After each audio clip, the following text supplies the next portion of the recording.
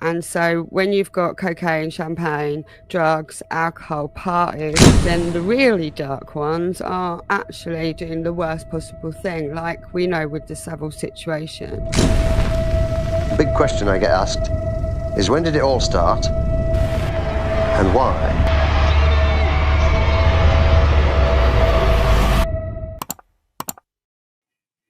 Hello again, it's the Mark Attwood Show. Adventures in a Cosmic Suit. I had to think then. A lot of words disappearing today. How about you? Ascension. I picked my son up from school today. I said, "What's wrong?" He said, "I feel a bit sick." I said, "Why?" He said, "The energies are crazy, Dad." 14 years old. Brilliant. He then went on to say, "In fact, the energies have been crazy since Donald Trump got elected." I'm not even joking. I was like, yeah, you're probably right. It's quite amazing, all the flim-flamming and backwards and forwards stuff. But at the end of the day, all of this comes down to Satanism. And whether you believe in that or not, doesn't matter. They do. Been saying that for years. Doesn't matter what you believe. They do. They believe in it. And, you know, I've talked endless hours about where you can trace this back to. It goes actually to the beginning of time, whatever time is. But it is interesting and exciting to see, even today, what's the name? Ellen DeGeneres, or Alan Degenerate, as I call him, moving to the UK. I thought that was hilarious. I did a tweet saying, "Dear UK farmers, look out, Alan Degenerate is on his way," which raised a few chuckles, which you've got to keep doing when you're under threat of nuclear war. But I've talked a lot about my involvement with music industry, show business generally, and some of the weird shit that I saw from, you know, I popped into it and then popped out and went and did other things. But I'm pleased to welcome on a guest today that has been far deeper into that than me and has a lot to tell us. Please welcome back to the show, Sasha Wall. Good evening, Mark. How you doing? Good. How are you? I'm okay. I agree with your son that the energy is proper high at the moment. Really, really, like, since the Trump whole win, and I've been really feeling it since the Diddy revelations, or as we call it, you know, it's all come out, but a lot of these things were already spoken about. Yeah, we lost focus. I lost focus. The demons are trying to get my focus. This is what they do. Here we are. Don't worry about it. Fuck off, demons. We don't. I kid you not.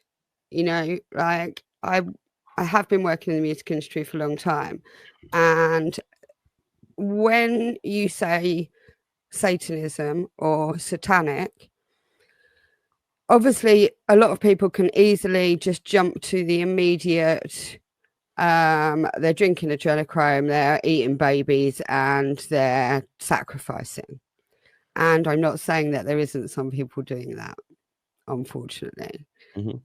And that just in itself is very, very difficult for anybody to actually quantify, because it is so dark and it is so hard for any of us, especially empaths, especially creative, artistic types that are generally very empathic and all of this. And so it's very, very difficult to deal with.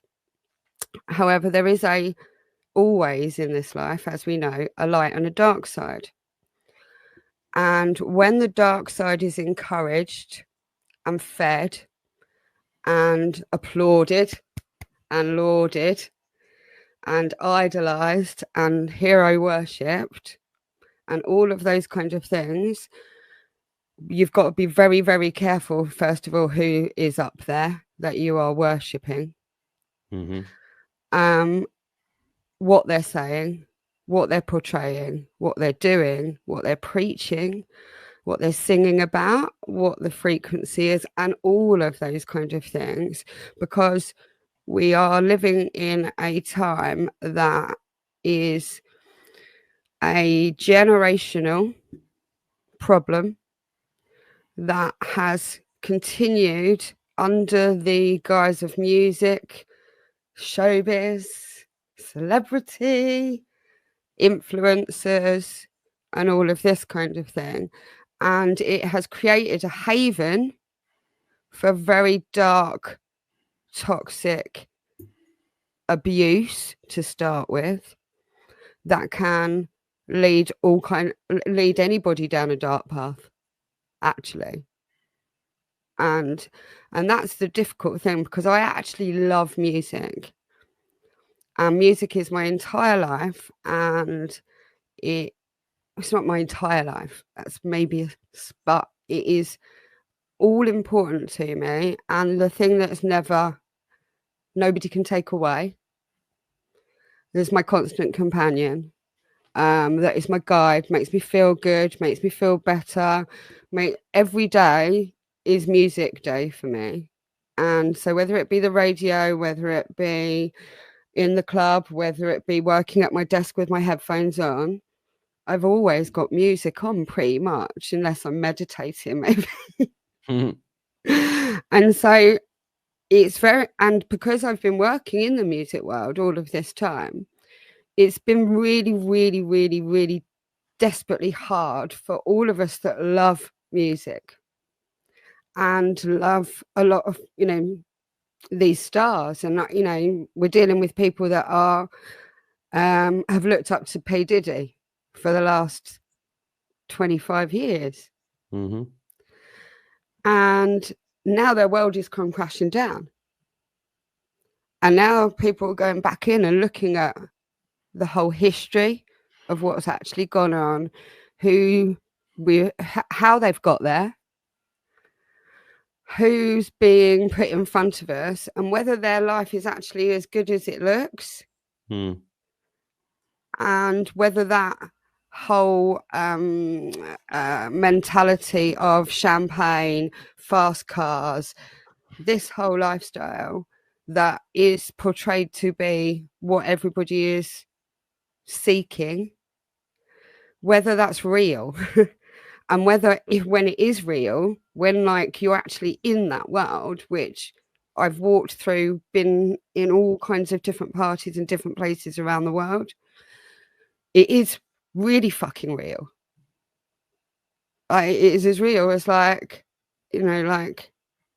is it. Many a DJ or many a star or many a celebrity can go, fucking hell, this is mental, isn't it? Yeah. Yeah, it is.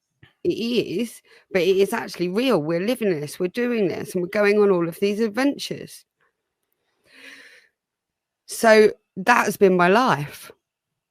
And I've gone on loads of adventures, and I have seen some dark shit, and I've dodged some bullets, and I've learned an awful lot, and I've met lots of people, and danced with lots of people, and done drugs with lots of people, partied with lots of people, and been raving since I was 21 years old. Mm-hmm. But I moved into the full-time music industry in 2000. And that was through electronic dance music, and that was from that rave side. So I went from being a pastry model to a promoter for one of the super clubs in Ibiza called Eden in San Antonio. Mm-hmm. And that whole summer I was followed by Sky One for Ibiza Uncovered. Do you know it? Oh, yeah. I remember that. Right. So there was 2 seasons of Ibiza Uncovered 1 and Ibiza Uncovered 2. I was on Ibiza Uncovered 2. And so basically the Sky documentary team were in Ibiza for the whole summer, going up the West End, going to the super clubs, Judge Jules, all of this kind of whole thing. This is 2000. I'm a page 3 model and become a promoter for Sunday Central. I'm one of 4 girls. So this is the whole, as you know, it's all about the story, it's all about the promo, it's all about how you can sell it. But that was my fast forward induction, and I can only talk about it as a bit of a baptism of fire. That was my entry into the full-time music industry. Before that, I'd been doing the door, doing the bar, all of that kind of thing, while doing my city job. So when I moved into it, it was a dream come true. Yeah. Like it is for all of these people. And so, and then when those dreams start to come crashing around and you're like, there's the highest points ever, truly the highest points ever, and then the actual lowest, darkest things going on ever as well. Mm-hmm. And this is where there is no safeguarding in show business. No. And this is one of the kind of torches, Mark, that I'm trying to hold on to at the moment, because I'm an independent woman in the music business now. From 2000 to 2006, I worked for various people. One of my big interviews was at Universal Music in Fulham.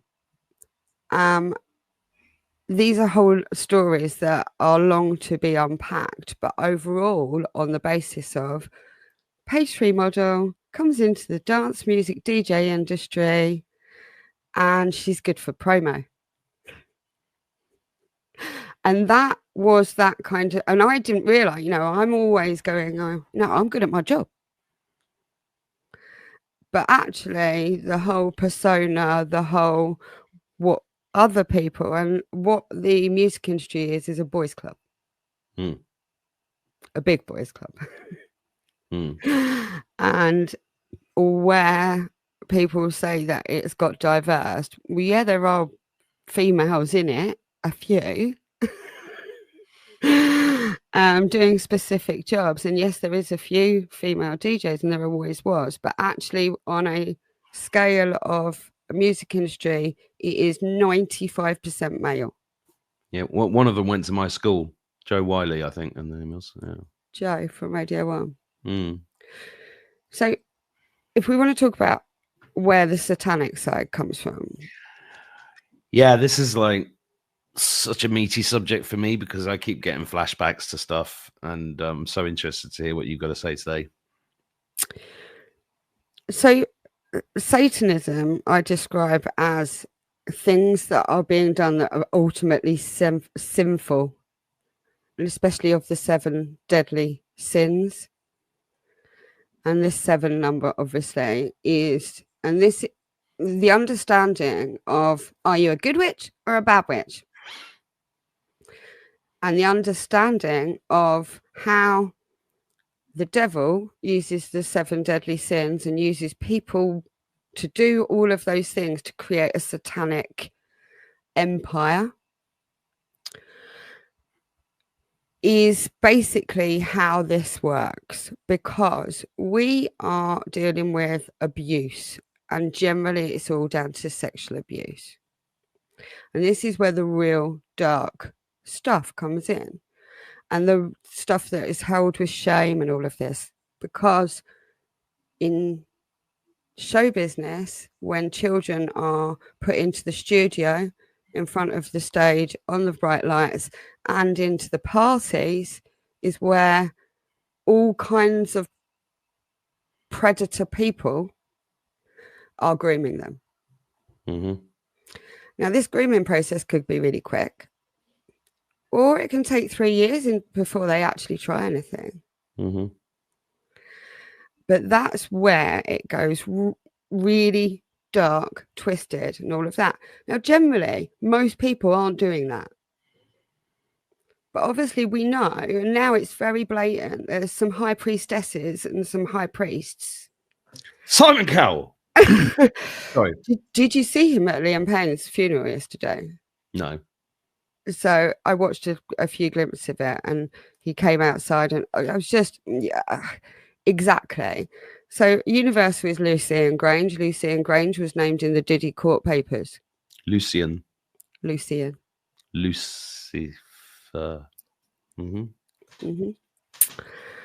And that's no secret. But unfortunately, due to English privacy laws, a lot of this conversation is only being spoken about in the States, but not here. We all know that the BBC has a major problem, and has been the establishment. Really? Indeed. And this is why it's so nice to be able to talk to you about it, because it is used to finish you, and it has been used to try to finish my career. And I mean, they go hard, and it is literally fuck off and die. And we don't care. And that is how hard it can be if you do try to speak about some of these things, especially the establishment. And the establishment being infiltrated at the BBC. Now, do you know who the first DJ was? The first DJ that mixed records together and went mobile DJ? Oh, I'm tempted to say Jimmy Savile, but I'm sure it was Jimmy Savile. It was Sir Jimmy, unfortunately. And so this was Radio World. And as we know, the BBC radio, so everybody, when they think of the BBC, they think of TV, but they forget about the whole radio world and how this is a huge, the target market for Radio 1 for the last 30 years has always been 15 to 18-year-old boys on a music level.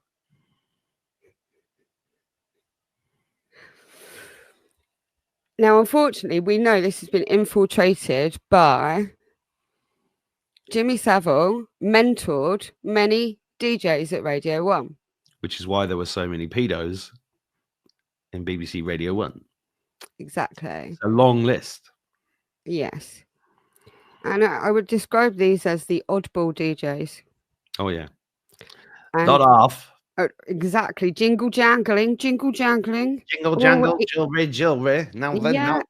I used to love doing that impression until we all knew. You know, everybody talks about the Diddy list and the Epstein list at the moment. Well, do you know who's on the Jimmy Savile funeral list? Lots of people. Who the main speakers were? Probably Esther Ranson and. So, do you remember Saturday Superstar, Mike Reid? Mike Reid, of course. Yeah, so he was Jimmy's favourite Radio 1 DJ. And the irony of him, because I know he was dodgy as fuck, is the whole banning Relax and all that, like making him out to be a good guy type thing. And I mean, anybody with that kind of hair can't be right. Exactly. So I'm going to get pictures of these, so for the Americans that might be watching, or anybody from anywhere not in the UK. Because this is the thing: the music industry is international, global place. So it crosses the board, and so when something's happening in the music industry in the States, it's happening in the UK. It's a global industry that is a multi-million mega industry. So, and who came after Mike Reid? So Mike Reid was Saturday Superstar. Radio 1. With Jimmy and John Peel, and then he was on Saturday Superstar after Noel Edmonds, the other radio DJ. I met John Peel. And then who took over from Mike Reid? Philip Schofield.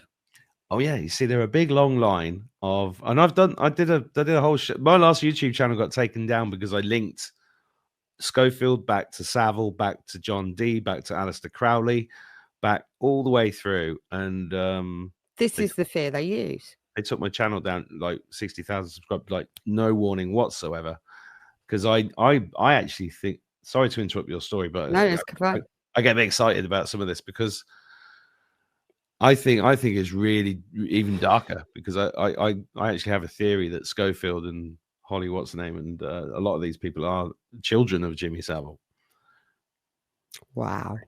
And possibly children of the demon that Crowley summoned way back, because Savile became a high level. I mean, how did the son of a miner, the seventh son of a seventh son, whatever he was like born on Halloween and all that, he was a wizard, 100%, and he followed this line, this satanic line from Crowley, which went all the way back to John Dee, which is about summoning fourth dimensional entities. And It really did. It's from Oldham, wasn't it? And it's this, or is it Leeds? But it's Manchester. It's the Manchester Leeds connection that are radio DJs, as you know, all of them. And isn't it funny? Isn't it funny that the Myra Hindley stuff was all when Savile was in Manchester, and all the Yorkshire Ripper stuff was when Savile was in Yorkshire?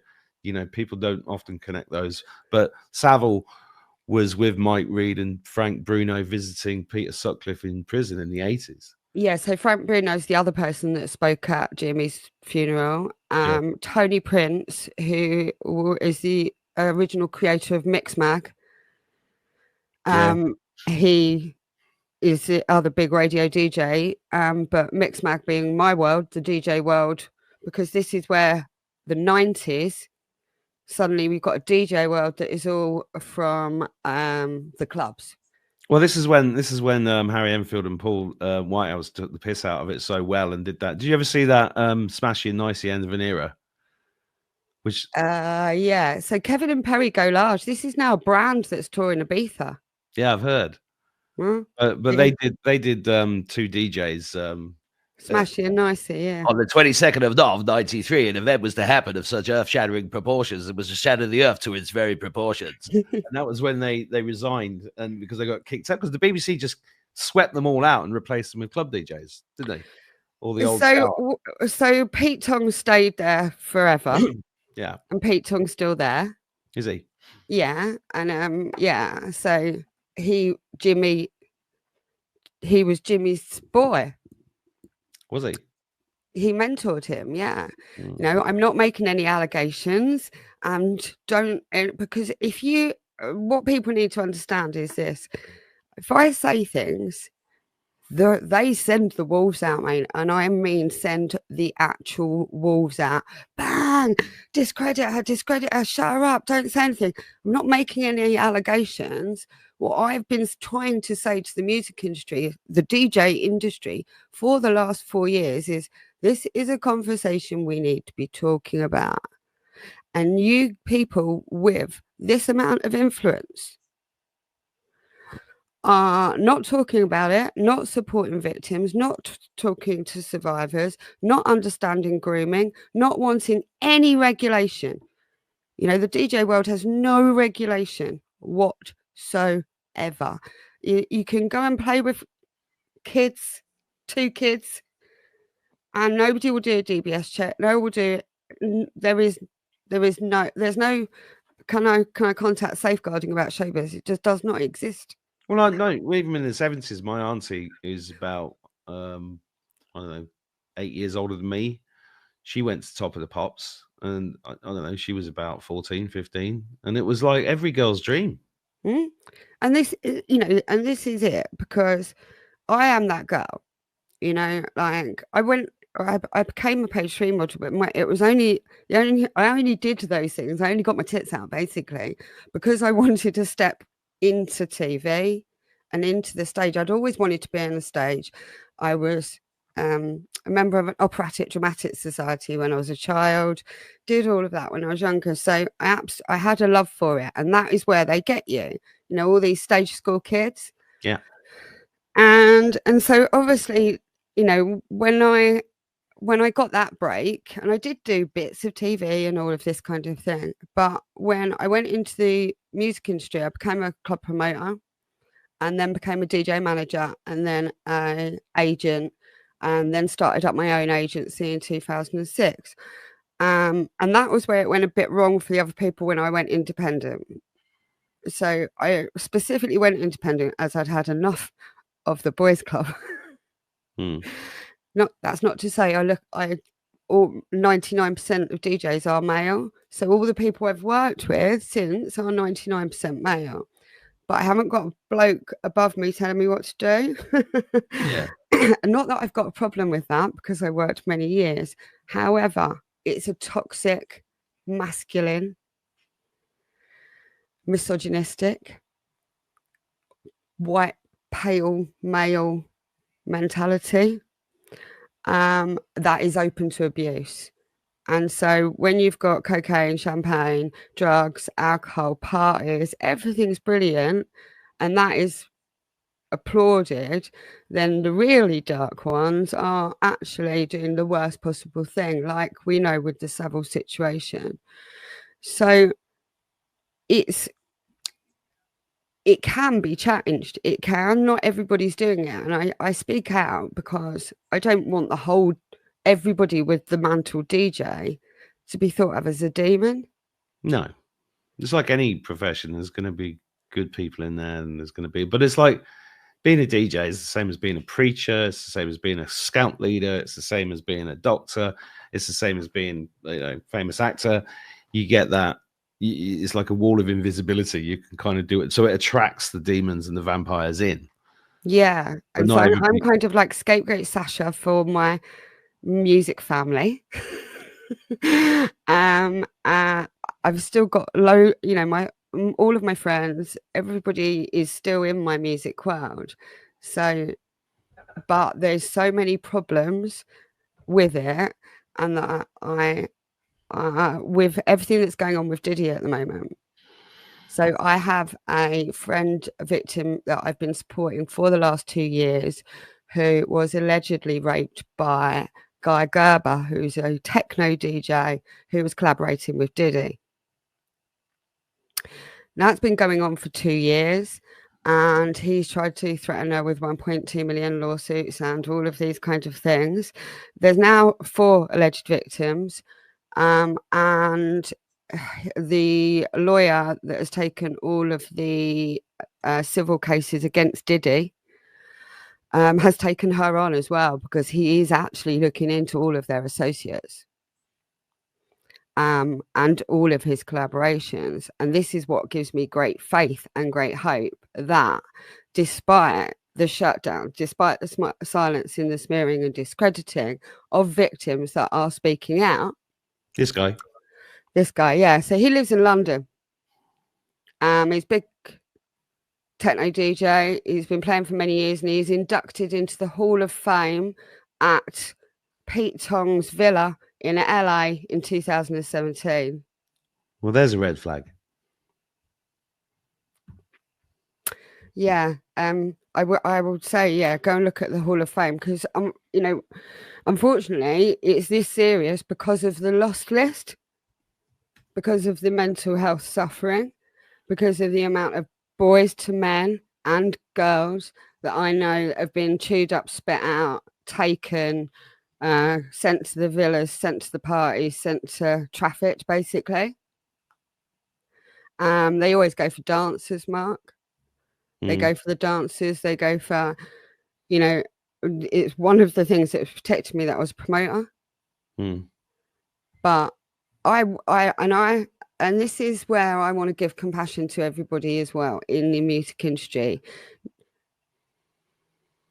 In the fact, I don't give compassion to the woke side of things, because our industry was supposed to be anti-establishment, so I can't fucking get my head around how they've all gone that way. Well, you can. I can't. No, like there's so many. So there's so many in my music industry since lockdown, in the DJ underground rave industry, that went totally woke, up the vaccine, right up the government's narrative, the lot. But there's still demonic possession. Yeah. That's what I mean. And I was talking to DJs at the time, and they're going, well, we just want to be able to play again. We just want to be able to play. We want to be able to tour. We want to be able to tour. We just want to get the clubs open. I'm like, and so we're dealing with a lot of deaths. Yeah. A lot. And they come really close. There's 2 DJs in the last year, one called Jamie Roy, one called Jackmaster. Jamie Roy was 33. He was allegedly died in the bath in Manchester on K. Jackmaster died around the same time as Liam Payne. He's a Scottish DJ. Jackmaster was 38, and he died from a head injury at the early hours of the morning in Ibiza apparently went to sleep, didn't wake up. We don't know actually all of the facts of these yet, and my heart goes out sometimes. Jamie, all of these people, Liam, all the people that are suffering from Liam Payne at the moment that loved him. Like, I'm a bit too old for One Direction, so it didn't come onto my sphere. But I know the heartbreak. Like when George Michael died, I loved Wham. When Stephen Gately from Boyzone died. And then we see these constant loss lists, and how can we stop that? How can we safeguard our art, our creative talent, and our music, so that these demons aren't just taking it, manipulating it, manipulating the young genius little creative spirit that's just been born, basically. And how can we protect that but still enjoy our music and still enjoy DJs and still enjoy letting our hair down, having a party, all of that kind of thing? And so that's where I'm desperately trying to get an equilibrium for our industry of going, look, I'm not a DJ hater, I'm not a man hater all of a sudden just because I've gone #MeToo in any way. I'm not any of those things. And I do 100% believe in independent music, and that we don't need these major Satanists that have been controlling the music industry for the last 100 years. And since it started, the Hollywood, that level of abusive, toxic culture, yes, they will sacrifice you if it makes them £1 million and they get some kind of evil energy from it, and yes, they will. Like, I'm Brian Harvey at the moment, who's London lad. He's 17. I've been watching him for a number of years, holed up in his house talking about all of this stuff. Exactly that, and he's bang on the money with so much of it. He does get loads wrong, because it's easy, because when you've become so suspicious, because they're so dark. They really are really, really, really demonic. And there's so much out there that's still being pushed to the children. Taylor Swift, all of this kind of stuff, Sam Smith, all of this is being pushed to the children, and it fucks them up. Well, it fucks some of them up, but it wakes some of them up as well. And I think that's the good news. Is that is becoming far more obvious. I'm surrounded by teenagers because of my kids. They're all teenagers, and all their friends. They talk about it.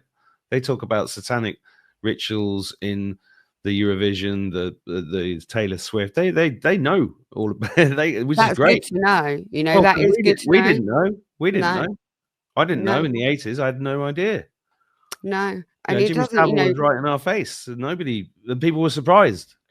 Well, this is where I know evolution and revolution happens, and it is always the kids that really make it happen. Yeah, and so that's why it does give me great faith, and I think that's where our generation has a responsibility. To actually go, look, we are strong enough to shine the light on this shit. We have to, and call it out and stop it. And go, and if there's nothing suspicious about Liam Payne's death and everything is known, then let it be known. Well, the music industry, like everything else, is going to have to be let go of and then reinvented, because we've got it. The tree is being shaken and the bad apples are falling off, and that's what I'm seeing. But I am optimistic about all of this, and I really am. And I think it's like, we are the resistance. Yes. And we can take back our music and use it for good spells. Absolutely. And I'm seeing that everywhere. Yeah. Because I'm looking for it. But I'm seeing it with comedy, I'm seeing it with music, I'm seeing it with all sorts of stuff. And creativity saves us. It's inevitable. You can't stop evolution, as much as people will look back at that music and go, "Oh my fucking god, what were they singing about?" Well, even in the 80s, in the 70s, we would joke about Black Sabbath. If you played it backwards, you'd get the devil. And it was all funny to us back then, but it was all true. You know? Yeah, and I've partied long and hard with Ozzy Osbourne's son, but the son that nobody knows, the son that nobody knows, who's Louis Osbourne, is a DJ who was from the previous marriage, not from Sharon. Mm-hmm. And the unfortunate thing about the DJ industry is because of its complete unregulation, it is it's the ideal space for this kind of predator behavior, because there's lots of drugs, there's lots of drink generally, there's dark holes, there's all of this kind of thing. So if you've got dark people will predator in. Yeah. And that's where like responsible partying, responsible going out into music events, like the most important thing is being with a responsible bunch of awake mates or awakening mates, because then people will notice if there's something not right or somebody slips something in your drink and suddenly they're acting really strange and out of it, because that is the biggest problem in our party scene. Happened to both my daughters this summer. Yeah, and I'm sorry to hear that. And unfortunately, I hear it so often that it doesn't surprise me. Yeah, and interestingly, I spoke to somebody who was high up in the government and then became a whistleblower, and he said that was a target. That was targeted. And when that sounds ridiculous, but actually it isn't, because No, it isn't. We're surrounded by fourth dimensional demonic entities, and it's all connected. They read our thoughts and everything about us, and they will get to people like me or you through other people that you love, because that's a deliberate thing, using other people. They will, and they are. A lot of these, I've come to realize, are specifically targeting types of girls. It is a drug education and the understanding of what somebody is like if they've had a couple of drinks, as to what they're like if they've been drugged suddenly on GHB. And GHB is the big problem, and this is one that's being spoken about with Diddy. So i.e. all these baby oil bottles had GHB in them. Do you want to explain what GHB is for the viewers? Yes. So I can't say the long name of it, but GHB used to be known very incorrectly when it first came onto the scene about 25 years ago as liquid ecstasy. Mm-hmm. However, it is nothing like ecstasy, really. So it is just a liquid, and it is an odorless, tasteless liquid. And you only need a couple of little drops of it for it to basically, you lose all inhibitions. It's like you're paralytic, ready to pass out. And that is what, if it will take a little while to take hold, say half an hour, 20 minutes, half an hour. That's why you never know who's done it. That's the worst part of the crime. Because there's no way I'm ever going to find the guys that did this to my daughters. It's impossible. No, and again, a lot of people are reporting this to police, and they just, There's nothing they can do. No. I do know the Essex police have a whole department that are supposed to be looking at this, because there was a massive problem with it in Colchester and Essex, and throughout the clubs in Essex. Because one of the things with GHB is this, and unfortunately it's used as a party drug. Yeah. It is. That's the bottom line. If done very, very knowledgeably, very, very responsibly, of course, it can have an okay effect. And that is why not everybody drops down dead. But it can be very, very easily overdosed on. And it is matched up with ketamine. And because ketamine is a tranquilizer, and the GHB is a kind of more of a inhibitions loosener. So unfortunately, these kind of people do double dose cocktail. They know exactly what they're doing. They're very, very calculated about it, and they know how to not give too much, so they just suddenly drop down. but how that it's going to take its effect and all of that kind of thing. Yeah, you won't know. The only thing you may it's, you know, you sometimes can taste a slight bitterness. And so if your drink does suddenly taste, go with your instinct always on that. And that if it does taste even slightly weird, just going, do you know what, like, make sure you know if you've bought it or whatever. Because if you mix GHB with alcohol and it's just that too much, straight into a coma. Yeah. And that I've seen many people carried out. Not fun. And it isn't. And, you know, when I'm a great believer in being able to have a responsible, good time. And that, you know, we're telling the kids not to do anything ever is never going to work. No. It's prohibition. You know, drugs are bad, you know, but all the pharmaceutical drugs that everybody's on, actually, I see them screwing up an awful lot of people, like, you know, 18-year-olds and all of this, well, actually young people being put on sertraline and all of these kind of things, which are basically the same as E's. Mm-hmm. They're serotonin uptakers. Yeah.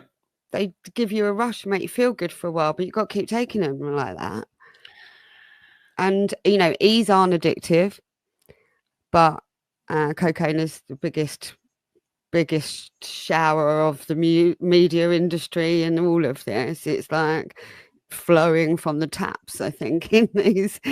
And unfortunately, this is where things have got bad, because this dark side, this the twisted after party, and and I've seen where this really goes wrong and try to hold people back, and it always comes down to sex, Mark. It's always this manipulation of everybody starts to lose their, and they get horny, and then they get taken, and then they've got that shame, and then they're being blackmailed, and well, it's as old as the hills. I mean, that, what did you just describe it as? The twisted after party. The twisted after party. So a freak off. Yeah, which is, you know, and a lot the kids that I know,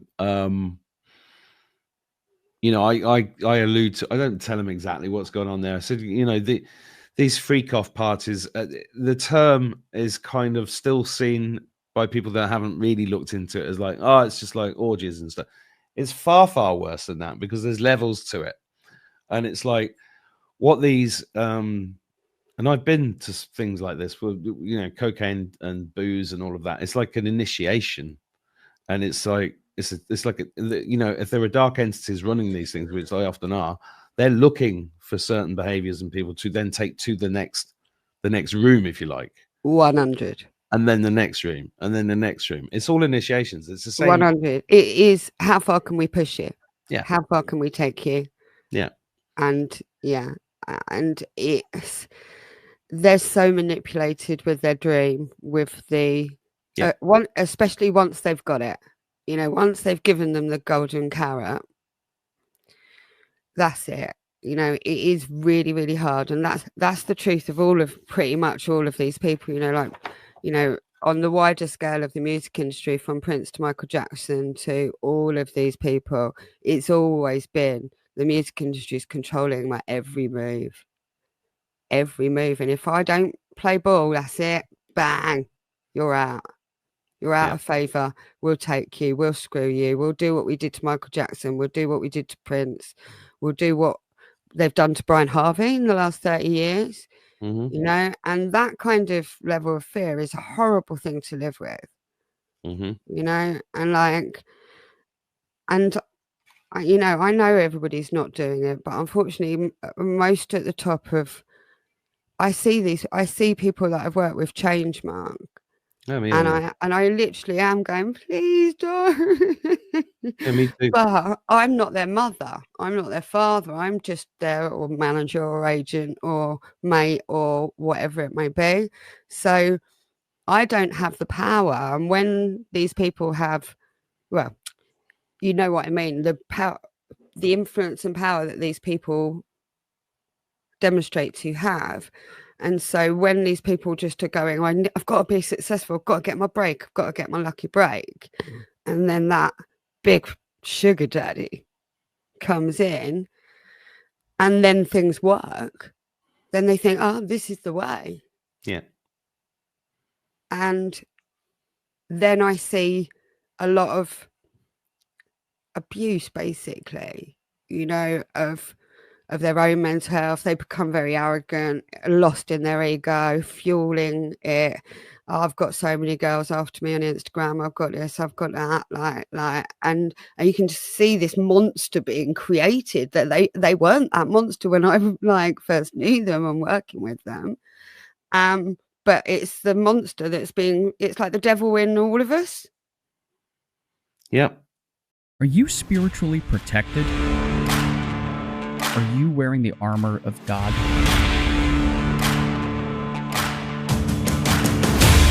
Are you prepared against the principalities of darkness that currently wreak havoc in our world?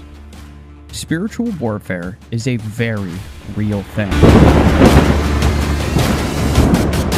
Weapons of Mass Protection is the explosive and practical 5-star best-selling book from authors Abby Wynn and Mark Attwood, who both agree that humanity is in the midst of the biggest spiritual awakening in human history.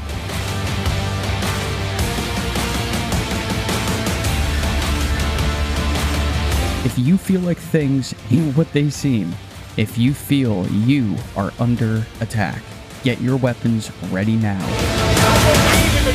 Weapons of Mass Protection. Practical tools for spiritual warfare. Out now. No, I experienced it myself a little bit in my 20s. I got a TV show, and then I thought I was going to go huge, and I was a dickhead. I was. Anybody that was around at that time, I apologize. And that's it. And I just try and give him a slap, I just try and give him a slap and go, look, calm down. And, but over the last 4 years, it's got so bad because so much real bad stuff is coming out and they can't stop it. Well, that's the thing. Anybody that's been properly down those roads is in deep shit. And they know it. And they need to confess their sins. They do. It's time to repent. It really is. It is the only way forward. You can't change history. No, but they try to, though. Oh yeah, but it's not going to work, and it's unstoppable. And it's like people like you and me and others had to get to the point where, and this is a recurring conversation at the moment. And what I find interesting about that, especially in the last 4 years, is that each year for me since COVID has had a theme. Theme. One of those years was boundaries. I didn't have any boundaries, and I needed to get boundaries. Another one was, can't remember off the top of my head now. I've written it all down. But this year has been very, very much keeps coming up about forgiveness. I was in a pub in Wolverhampton a couple of weeks ago, and I was talking, and somebody said, "What are we going to do about these bastards?" And I said, "Well, ultimately, we're going to have to forgive them." He said, "I can't forgive them for what they've done," and this guy's suffering with issues in his body. And I said, "That's anger. That's fear, right? You've got to let it go, because we have to get to a point where we're ready." Yeah, and they need to know that they're not. It's not. You see, I used to want to string pedophiles up in the street, now, but I know that most pedophiles are created by pedophilia. So at one point, that pedophile was a innocent little child, yeah, exactly. And it's demonic possession. And once we get, and what we're doing collectively is getting to the point where if we can understand this, then we're going to have to, it doesn't mean they don't get justice, but it's about saving their souls. It's not about saving their life. Yeah. We can't string up in the streets because we're just as bad as them. Exactly that. You cannot only call it out to stop it so it doesn't continue, then learn by all of those mistakes. And the music is all powerful. It really is. It is magical, and it can change our world when we are playing the right music together. because there's nothing better to raise that frequency communally as one song, one universe. There is no greater way, and this is why they have a lot of satanic ritual and all of this going on at big events, and why they try and stop things like Bob Marley, One Love revolutions going on, all of this, because actually when we do come together as one, raise our spirits, raise our frequency, all about love, all about those things, then actually that is like the whole earth will be raising with us. And we're all we're all there's the demon trying to get me again. Hold on. We don't consent. Fuck off. Here we go. Back to normal. See, I've got magic hands. But yeah, it is that when we're it doesn't like me waving about, that's what it is. I do believe this. I this is why I created a radio station, one of the fundamental reasons. And I've been broadcasting on the underground since 2011, since the 4th of July 2011. And all of that, we used to have a thing called the EDM police, which was like any bad frequency music, they'd come in the chat room going, nah, nah, nah, turn it off. Because it was just about frequency, and it's about on my stream, which is now called iStream Radio. It started off as Ideal Club World, but it's now iStream Radio with double E, because everything's better with 2 E's. Yeah.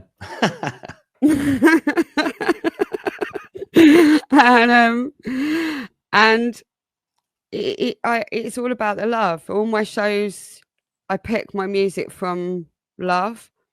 That's not to say I haven't played some dark music, because understanding, like, and I don't mean dark, like playing satanic music. No, don't do it. Like, there we are, united with love. But what I mean by darker music, so, maybe Radiohead when you're feeling down. And this kind of, there's music for every feeling. But when, the whole gangster rap and all of this kind of stuff, and anything you're hearing out of Taylor Swift, all this commercial music, and I don't mean pop music, which is popular music, I mean commercial, that side of it, it's all got the everything is awesome frequency. Yeah. Everything is childlike, it's infantiling. Yeah.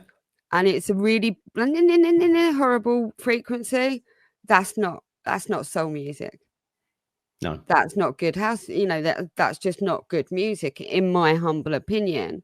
There is good music and bad music, as much as there's good witches and bad witches. Yeah.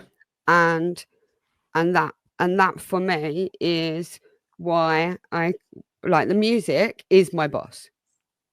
Like, and my cat who's sitting next to me, but it is my boss. So it keeps drawing me back, and it keeps bringing me people to me. Yeah. And that's magic for me. Like, I left home when I was 16. So without my music family, I'd be like, it would just be me and my cat. Yeah. But you're just trying to clean house here and get rid of these demon DJs. There's a lot of very, very sexual assaulting DJs. There's lots of allegations. They're not talking about it. The people in charge, Pete Tong's still got the power, apparently. So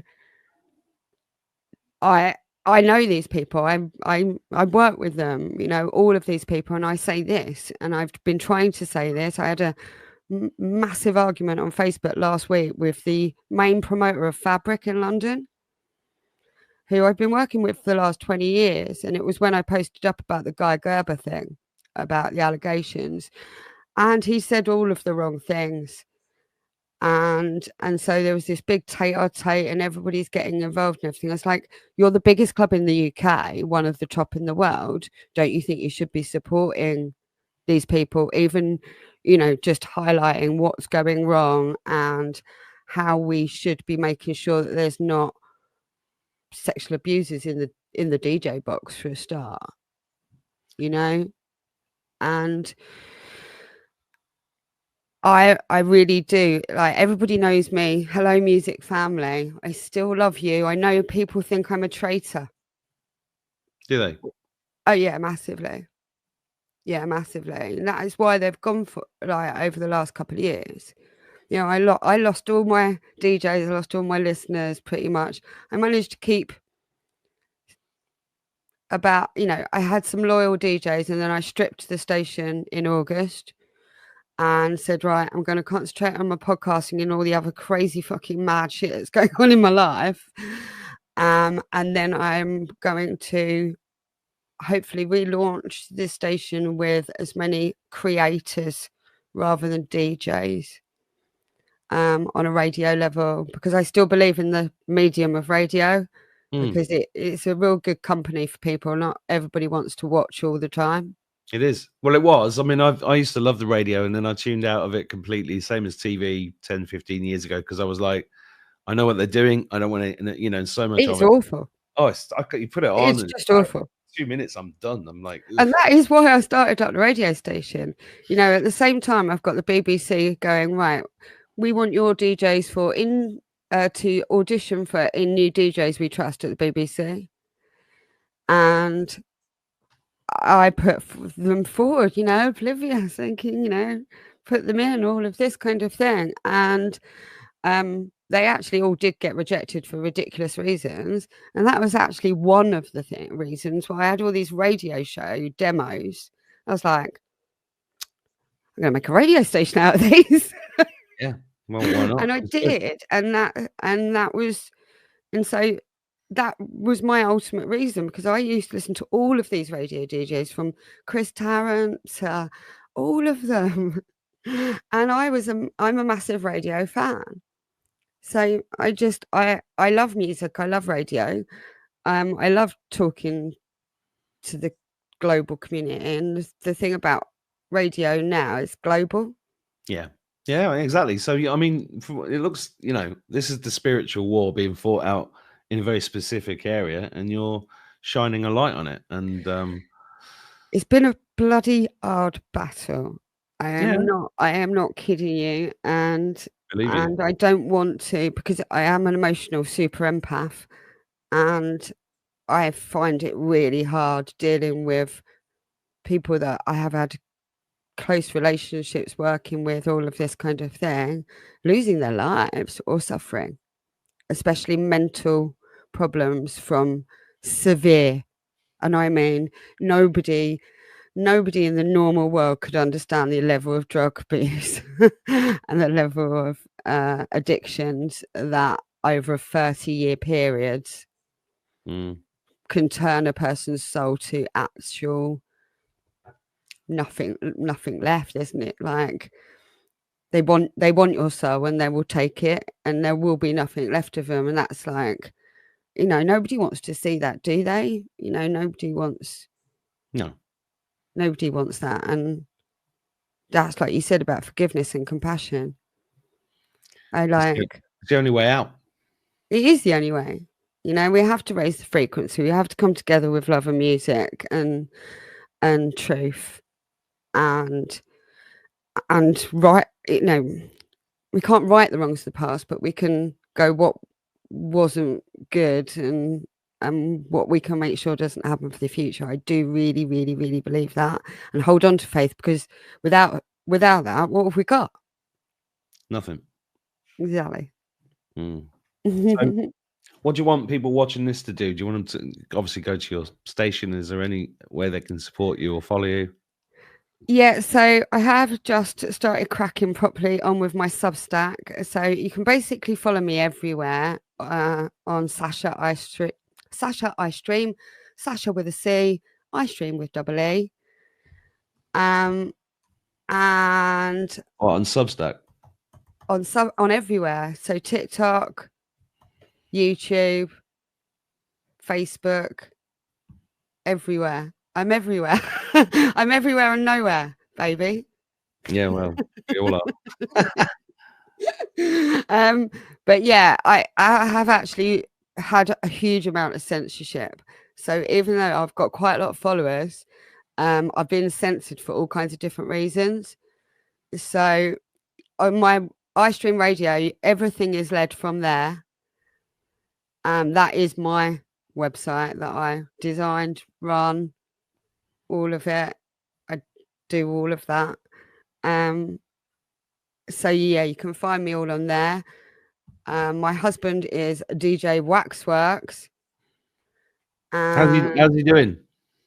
He's actually, so he got really upset when the music industry tried to groom him and fuck him over. Yeah. And here comes the cat. There's the cat. Hello, cat. There's my boss, Rosie. Go on. And but you know, he's been on a right journey. He will always be a DJ, but his main job at the moment is looking after.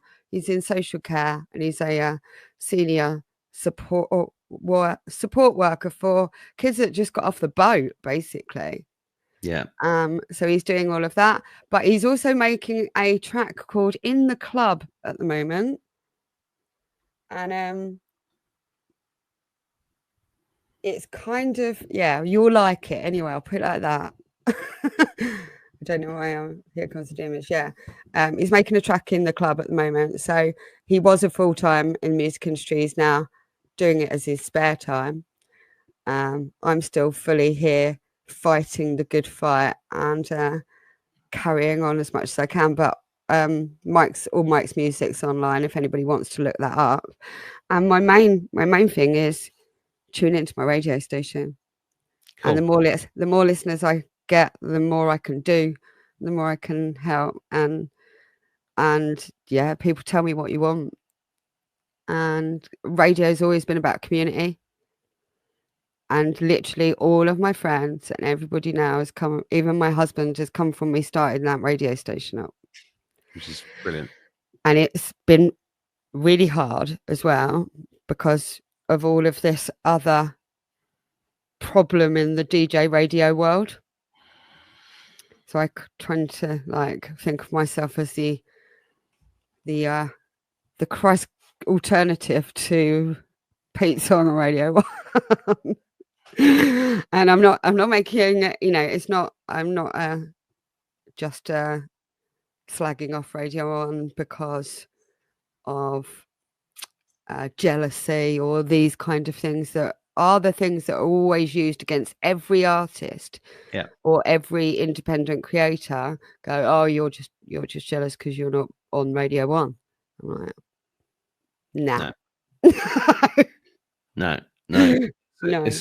The BBC is a demonic, satanic organization, and it will burn to the ground. And everybody that's been part of that will also be served justice. In the meantime, it's people like us that are supporting each other and building the world that we want to see, which includes radio stations, includes healing centers, includes podcasts, that includes schools and home education and all of these things. And we're doing it. And it's not easy, but we're doing it.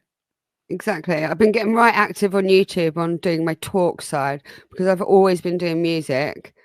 And so now I always had the kind of protection of music as well. Yeah.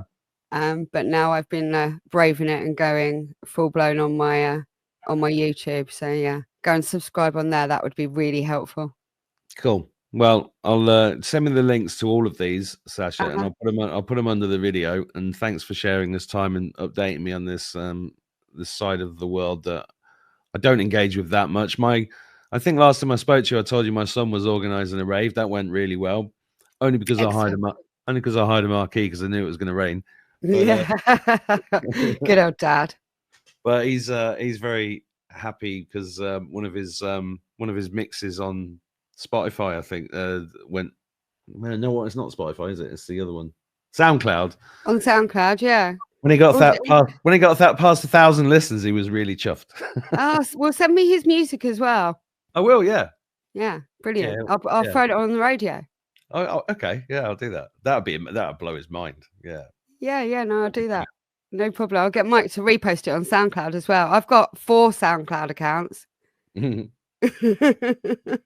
so yeah, and to anybody, if anybody wants to send us music, it's music@istreamradio.com. Yeah, well, there has been over the last 4 or 5 years, there's been a lot of great musical people watching this channel. So yeah, do that. Don't send me anything demonic. Everybody knows that now. No, but I'm glad that we've reconnected as well, because some nights I just want to put the music on loud. I'm going to go to your station instead of going, what should we put on? I'm going to do that. Yeah. Go.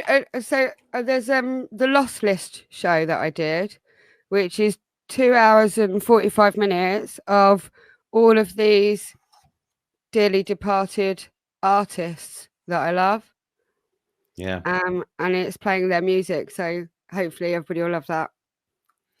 Yeah, we'll do that. And maybe we should do a show in the future about Ibiza specifically, if you feel like it, if you want to gather a few people, because I've got a few questions about Tanit.